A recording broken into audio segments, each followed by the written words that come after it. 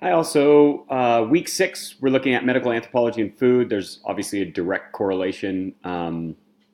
Some cultures, especially in East Asia, view food as medicine. We'll get into that conversation today. A little bit of review on cultural relativity and ethnocentricity when it comes to sexuality. So, this is a cartoon that basically depicts kind of two individuals having kind of ethnocentric views and not really utilizing cultural relativity. Remember, sexuality is sexual behavior and the thoughts and feelings related to that behavior. Every single society controls its members sexually, inputting cultural norms, what is normal and what is not. We talked about that last class. Marriage limits sexuality by removing people from sexually active population. So this cartoon basically says it kind of has the quintessential, I would say, like beach kind of female in a bikini, and ultimately judging this woman who's in a burqa, saying everything covered but her eyes, what a cruel male-dominated culture. And then the woman in the burqa is basically saying nothing covered but her eyes, what a cruel male-dominated culture.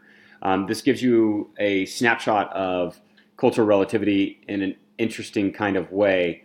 Again, a lot of it's ethnocentric to think that people in the East or West are dressing because of a males in a male-dominated culture, and putting that on like as they're different and better because they're not doing that.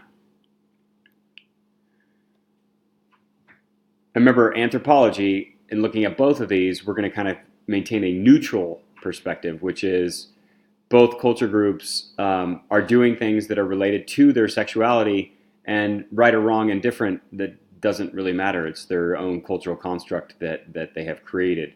It's when we get into judgment of other groups which really causes problems. And in the field of anthropology, cultural relativity is just what we're going to do.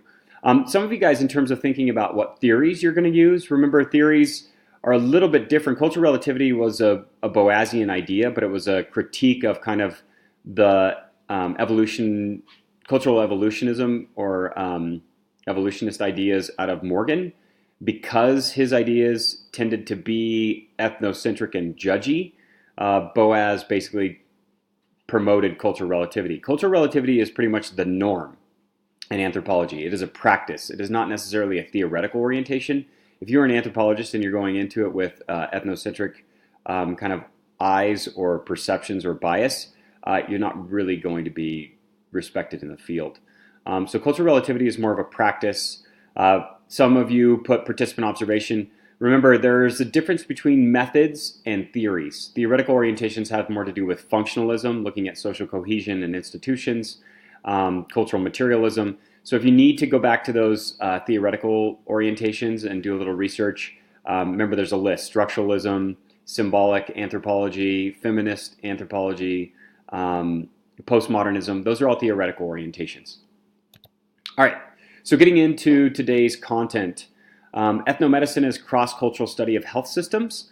Now remember, there's a specific subfield within anthropology, and it is called medical anthropology.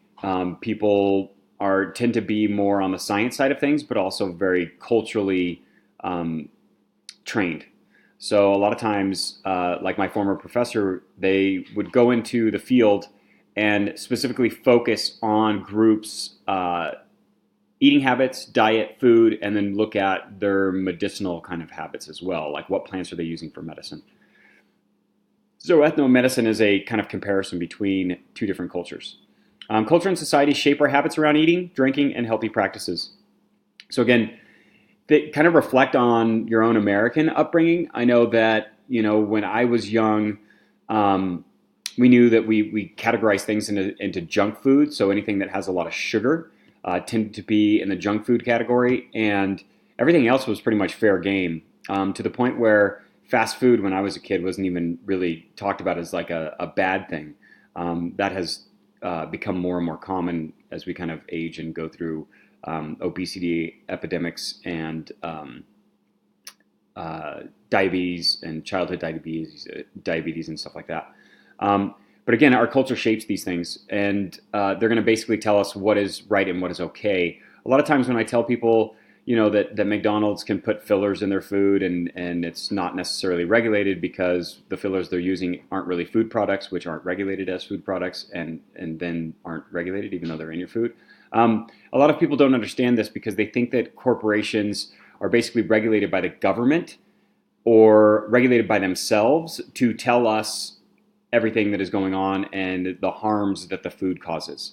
America has, I would say, a lacking system in this way in terms of true knowledge, which is part of a complete free market. Free markets require perfect information, and a lot of times we don't get that.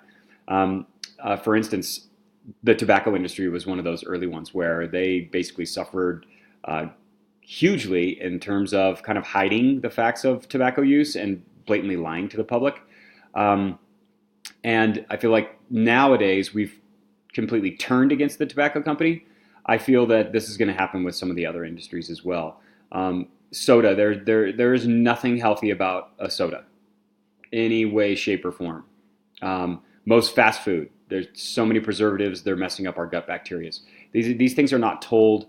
There's no disclaimers at the bottom of the commercials that make us buy them or convince us to buy them. Yes, it's all of our own choice, and we can do our own research, but that's not necessarily how most cultures operate. And again, this is an example of American kind of cultural upbringing. Again, right, wrong, and different. I'm not judging American culture. I live here. I've lived in Korea before. I've had a choice of where to live. I love this country. I love our culture. But there are things that we can analyze, and that's what I'm doing in terms of our eating habits. And you'll see that I'm pretty passionate about the whole diet and food thing. If we do educate ourselves, it helps a lot. But we do need to do a lot more kind of individualistic research, which is what basically our culture kind of tells us to do. Less about passing down information. I mean, my parents are overall healthy people, but they tend to have some major issues with food, and kind of. I mean, I grew up on frozen peas and casseroles. And again, it's just coming out of my mom's tradition. Again, is my mom at fault? No, her parents taught her kind of what food was food, and my dad too. So my dad was taught that beef should be in every meal. And so that's what we had. And again, these are, now that we're kind of learning more and more about what these animal products do to our bodies and stuff, I think people are becoming more and more aware.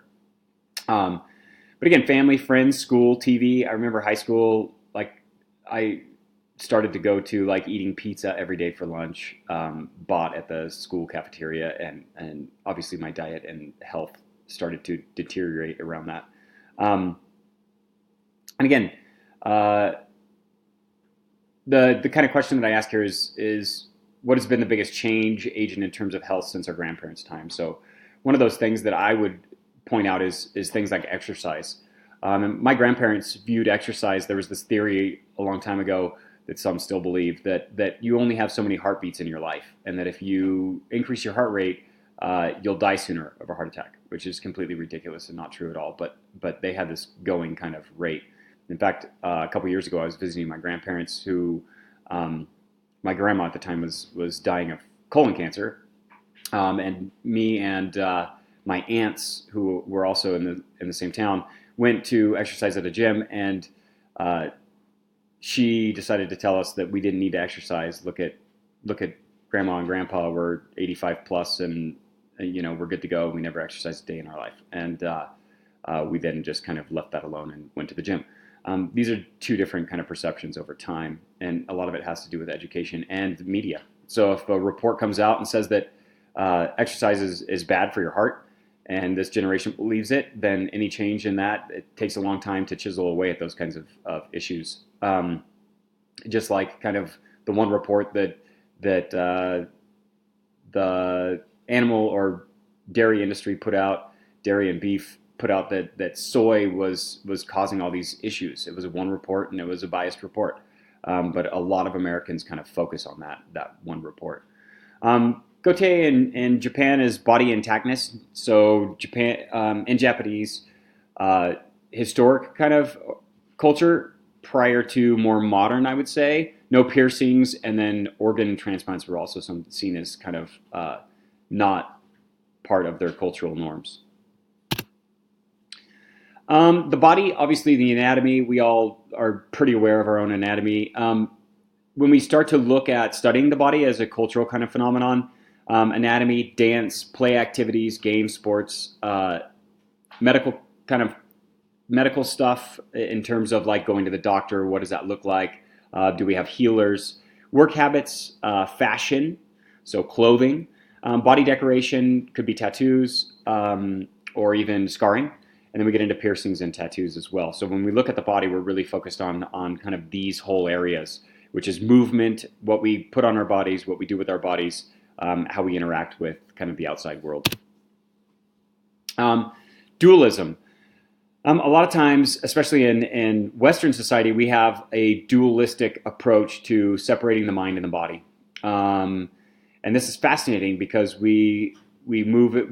I'll probably get into placebo a little bit more later, but the idea that you can trick your mind into healing yourself is one of these areas where it kind of tells us that this dualistic separation of mind-body is fallacy and is not really kind of the way that things work. The Eastern kind of Asian tradition is much more holistic connection of mind-body, and that is much more along the lines of things like placebo and having that mental health, less stress, right? That connection between stress and stress hormones being released and causing health problems is one of the big kind of connectors that people are starting to utilize, especially in kind of this Eastern influence of Western culture. And I would say that that's in the area of things like yoga and food and stuff like that. In the West, we tend to treat bodily symptoms. So if we have a symptom, we treat that with like, oh, I have a headache, I'm going to take a pill for that to eliminate the headache. Well, in reality, in Asian culture, it's going to be more about, yeah, but you're lacking a nutrient or a vitamin or something like that, or you're just dehydrated, which, by the way, most of the time people have headaches. Dehydration is the issue. We tend to drink so many other products like caffeinated drinks or alcoholic beverages, and we forget to actually hydrate ourselves. Those two things are diuretics, and they actually dehydrate us. So a lot of times people just forget to drink water. It's a weird thing that our bodies do. They don't actually tell us to drink water until we're kind of past the point. So yeah, it's a fascinating thing. I think that it has a lot to do with kind of our survival strategies of maybe needing to travel far distances and not having water, so that didn't deter us from actually traveling those distances, that need for that thirst. Meditation and aging. It's been proven that meditation helps kind of reduce cognitive decline in terms of dementia. And the other thing that helps slow the aging process is caloric reduction. So this is where you see all of your intermittent fasting and fasting as benefits. Fasting slows down our metabolic rate, which basically slows down our aging process. Meditation does the same thing. So body and medicine, kind of that combination is key here on this slide. Health and illness. So how does culture shape our ideas of health and illness? Childbirth. I touched on the idea of Cuvier and pregnancy last class, so I'm not going to totally go into that. I think I talked about these groups as well. If you see at the bottom of this slide, these are the examples. Tyler kind of started to look at Cuvier, which is, remember, symbolic pregnancy, where fathers kind of imitate pregnancy or cause themselves harm or jump in cold water, any kind of physical pain that they can cause to imitate the labor that their wives are going through. And they're found all over the place. So Greece, Roman Empire, China, Turkestan, Basque regions in northern Spain, Thailand, Borneo, Russia, tribes in North and South America. So as you can see, they're kind of everywhere. Medical anthropology, disease, health problems that is kind of, disease as a definition is health problems that is objective and universal. So we could say that a specific disease is here, like malaria. It's something that people don't necessarily think of as an illness. Illness is a culturally shaped perception and is experienced as a health problem. So culture-specific syndrome like anorexia nervosa, this is a illness of kind of the Western tradition. Susto is the Latin American kind of poor appetite and anxiety around shock and stress. And somatization is the process through which the body absorbs social stress and manifests symptoms of suffering. So this mind-body connection here.